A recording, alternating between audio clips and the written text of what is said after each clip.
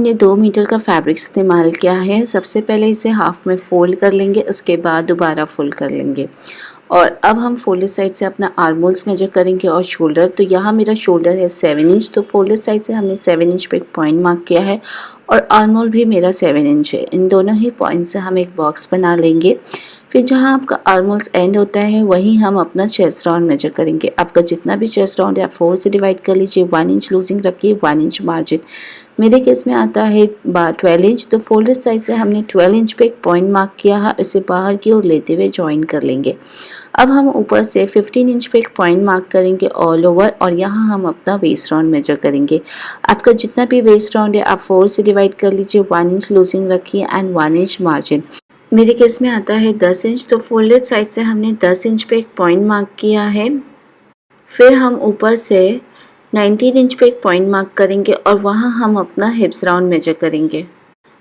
तो आपका जितना भी हिप्स राउंड है आप 4 से डिवाइड कर लीजिए। 1 इंच लूजिंग रखिए एंड 1 इंच मार्जिन। तो मेरे केस में आता है 13 इंच। चेस्ट राउंड का पॉइंट और वेस्ट का और हिप्स राउंड का पॉइंट इस तरीके से मिला लेंगे। हाइट जो है कुर्ती की वो आप अपने हिसाब से रखिए, आपको जितना लंबा कुर्ता क्रिएट करना है। या मैं 42 इंच की कुर्ती क्रिएट करूँगी तो 1 इंच एक्स्ट्रा, तो 43 इंच की हाइट रखूँगी। और दामन का हिस्सा जो है वो मैं पूरा ऑल ओवर फैब्रिक ले रही हूँ जितना मेरे पास है। यहाँ मेरा लगभग है 20 इंच का और इसे हम क्रॉस वे में इस तरीके से ज्वाइन कर लेंगे। अब हम यहाँ बैक आर्म होल बना लेंगे। तो 1 इंच का पॉइंट हमने बाहर की ओर मार्क किया है, हल्का सा कर्व शेप देते हुए इसे ज्वाइन कर लेंगे। अंदर की तरफ हमने 0.75 इंच पे एक पॉइंट मार्क किया है, ऊपर से एक स्ट्रेट लाइन ज्वाइन कर लेंगे।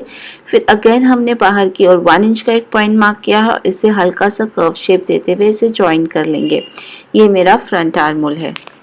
इन सारी मार्किंग एरिया को कट कर लेना होगा। कटिंग करते समय आप ध्यान दीजिए, आपको सिर्फ बैक आर्म होल कट करना होगा और जो साइड से फैब्रिक बचा है उसे हम बाद में स्लीव क्रिएट करेंगे। तो आप देख रहे हैं इस तरीके से हमारी कटिंग हो गई है। अब हम इसे ओपन कर लेंगे। ओपन करने के बाद आपको 2 फैब्रिक मिलेगा, एक होगा आपका फ्रंट और एक होगा आपका बैक। आपको फ्रंट पार्ट लेना होगा और इसे अगेन हाफ में फोल्ड करना होगा और फ्रंट आर्म होल की कटिंग कर लेना होगा। तो आप देख रहे हैं हमने यहाँ फ्रंट आर्म होल की कटिंग कर लिया है। आर्म होल कट करने के बाद हमें फ्रंट पार्ट पे लेस लगाना है। तो फ्रंट पार्ट पे लेस हम ऑल ओवर कट करके लगाएंगे अपने फैब्रिक को।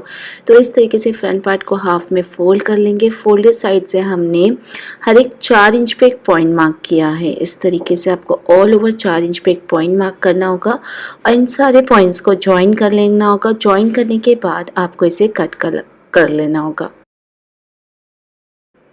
तो हमने यहाँ कट कर लिया है। कट करने के बाद अब आप इसे ओपन कर लीजिए। ओपन करने के बाद आपको इसे ज्वाइन करना होगा लेस लगाते हुए साथ में। तो ओपन करने के बाद आपको फ्रंट पार्ट जो है 3 पीस में मिलेगा। ये सेंटर वाला पार्ट है और साइड में आपको दोनों पार्ट लगाना होगा। और हम यहाँ एक पतली सी कॉटन की वाइट कलर की लेस लगाएंगे जिससे आपका ड्रेस बहुत ही ज़्यादा इन्हांस और रेडीमेड लुक देगा आपके ड्रेस को। तो आपको इस तरीके से जो सेंटर वाला पार्ट है उसे इस तरीके से इसके ऊपर लेस को रखना होगा। आप चाहो तो सबसे पहले लेस अटैच कर लीजिए इसके ऊपर, उसके बाद आपको जो साइड वाला पार्ट है उसके ऊपर इस तरीके से प्लेस करना होगा और इसे भी लेस के साथ इस तरीके से ज्वाइन कर लेना होगा। इसी तरीके से आपको दोनों तरफ लेस को अटैच कर लेना होगा। तो यहाँ आप देख रहे हैं मैंने दोनों साइड लेस अटैच कर लिया है और अब हमें लेस को साइड वाले फैब्रिक की तरफ मोड़ते हुए ऊपर से एक सिलाई दे देना होगा। एंड साथ ही साथ हम नेक की तरफ एक ब्रॉड लेस लगा लेंगे। ये लेस हम जस्ट सेंटर पे लगाएंगे, नेक के जस्ट सेंटर पे इस तरीके से लगाएंगे एज अ पैच लुक। तो ऊपर से हमने 4 इंच का एक पॉइंट मार्क करेंगे। ये पॉइंट हमने इसलिए मार्क किया क्योंकि हमारी जो नेक की हाइट रहेगी वो 6 इंच रहेगी, तो 2 इंच आपको माइनस कर लेना होगा। तो 4 इंच के ऊपर आपको एक पॉइंट मार्क करना होगा। वहाँ से नीचे की ओर आपको ये लेस को इस तरीके से सेंटर पे रखना होगा और नीचे इस तरीके से ट्रायंगल शेप बनाना होगा। दोनों किनारियों को इस तरीके से मोड़ना होगा ताकि एक ट्रायंगल शेप बने। एंड जस्ट लेस के किनारे से आपको ऑल ओवर सिलाई दे देना होगा। और अब हमें ऊपर नेक क्रिएट करना है, तो उसके लिए हमने बकरम लिया है, उसे हाफ में फोल्ड कर लिया है। बकरम की चौड़ाई हमने 3 इंच रखा है, लंबाई 6 इंच। एक बॉक्स बना लेंगे एंड अंदर हम राउंड शेप दे देंगे। आपको जो भी शेप क्रिएट करना है वो शेप आपको देना होगा, या हम राउंड शेप क्रिएट करेंगे। अब हम बाहर की तरफ अगेन हर एक इंच पे एक पॉइंट मार्क करेंगे इसी शेप में एंड इन सारे पॉइंट्स को हम ज्वाइन कर लेंगे। ज्वाइन करने के बाद अब हम इन सारी मार्किंग एरिया को कट कर लेंगे। कट करने के बाद आप देखेंगे मेरा जो नेक का शेप है वो इस तरीके से आएगा, राउंड शेप। अब हम टॉप का बचा हुआ फैब्रिक इस्तेमाल करेंगे, तो बकरम को हम फैब्रिक पे इस तरीके से प्लेस करेंगे एंड आधा इंच का फैब्रिक छोड़ते हुए इसी राउंड शेप में आपको इसे कट कर लेना होगा। और जो आधा इंच का फैब्रिक हमने छोड़ा था उसे हमें इस तरीके से मोड़ते हुए ऑल ओवर सिलाई दे देना होगा। और अब हम इसे अपने टॉप पे अटैच कर लेंगे। तो आप देख रहे हो जस्ट सेंटर पे आपको नेक को इस तरीके से प्लेस करना होगा, और इस तरीके से प्लेस करना होगा जो बकरम वाला पार्ट है वो ऊपर की ओर दिखाई दे, और जस्ट किनारे पे आपको सिलाई देना होगा। सबसे पहले आप लेस को सिलाई दे दीजिए साइड में, उसके बाद पैच अटैच कर लीजिए एंड उसके बाद आपको ये नेक को रखते हुए जस्ट बकरम के किनारे से आपको सिलाई देना होगा। तो आप देख रहे हैं हमने यहाँ ऑल ओवर कर लिया है, और अब हम यहाँ आधा इंच का फैब्रिक छोड़ते हुए नेक की तरफ इसे कट लगा लेंगे। तो यहाँ हमने कट लगा लिया है। अब जो आधा इंच का फैब्रिक छोड़े थे उसके ऊपर भी हल्का हल्का इस तरीके से कट लगा देंगे, ताकि जब आप फ्लिप करें तो कोई भी झोल ना आए। अब हम इसे फ्लिप कर लेंगे। फ्लिप करने के बाद आपको ऊपर से भी एक सिलाई दे देना होगा। तो यहाँ हमने ऊपर से एक सिलाई दे दिया है। इस तरीके से मेरा ये फ्रंट पार्ट का नेक जो है वो रेडी हो गया है। और अब हमें यहाँ बैक पार्ट लेना होगा, तो बैक पार्ट की नेक की कटिंग करना होगा। तो बचा हुआ कपड़ा उतना बड़ा नहीं था, इसलिए कपड़े में जोड़ लगाना पड़ा। उसके बाद हम इसे हाफ में फोल्ड कर लेंगे। चौड़ाई रखेंगे 3 इंच, लंबाई रखेंगे 5 इंच। आप अपने हिसाब से लंबाई रख सकते हैं नेक की। एक बॉक्स बना लेंगे और अंदर से राउंड शेप दे देंगे।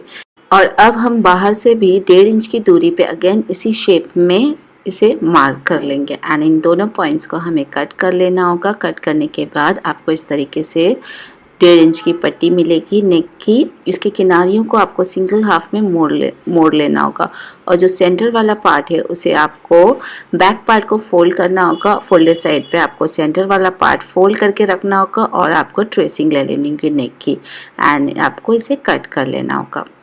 और अब हम इसे ओपन कर लेंगे। ओपन करने के बाद बैक पार्ट को सीधा रखना होगा, और पट्टी को उसके ऊपर आपको इस तरीके से उल्टा प्लेस करना होगा। सबसे पहले आप किनारे मोड़ लीजिए, उसके बाद पट्टी को उसके ऊपर प्लेस करते हुए आधे इंच की दूरी पे आपको सिलाई देना होगा। उसके बाद अगेन ऊपर से आपको फ्लिप करने के बाद ऊपर से एक बार सिलाई दे देना होगा।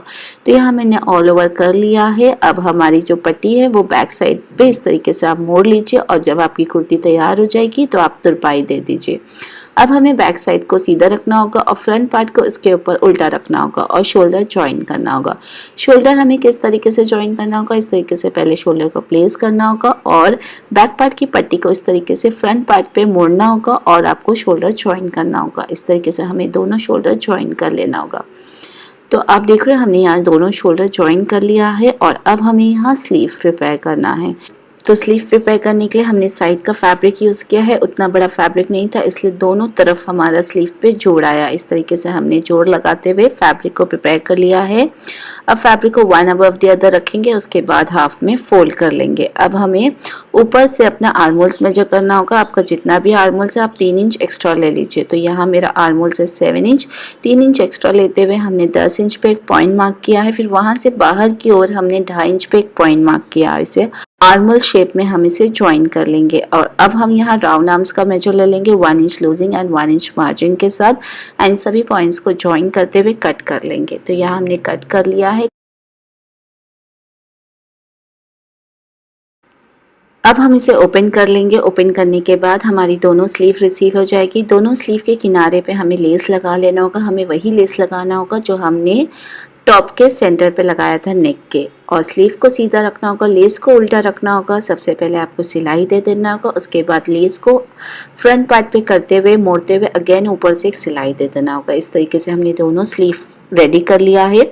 अब हम इस स्लीव को कुर्ती पे अटैच कर लेंगे। कुर्ती को ओपन कर लेंगे, स्लीव को हमें उल्टा प्लेस करना होगा। इस तरीके से ध्यान देना होगा, फ्रंट आर्म होल का हिस्सा फ्रंट पार्ट पे आए और बैक आर्म होल का हिस्सा बैक आर्म होल पे आए।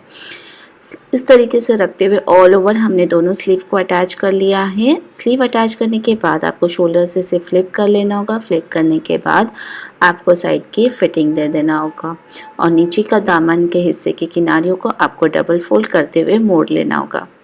तो आप देख रहे हैं हमने यहाँ साइड सी लिया है और नीचे की किनारियों को डबल फोल्ड करते हुए हेम कर लिया है दामन की। इस तरीके से मेरे ये एयरलाइन कुर्ती रेडी हो गई है गाइस। ये कितनी ज़्यादा सुंदर और एकदम रेडीमेड लुक आ रहा है।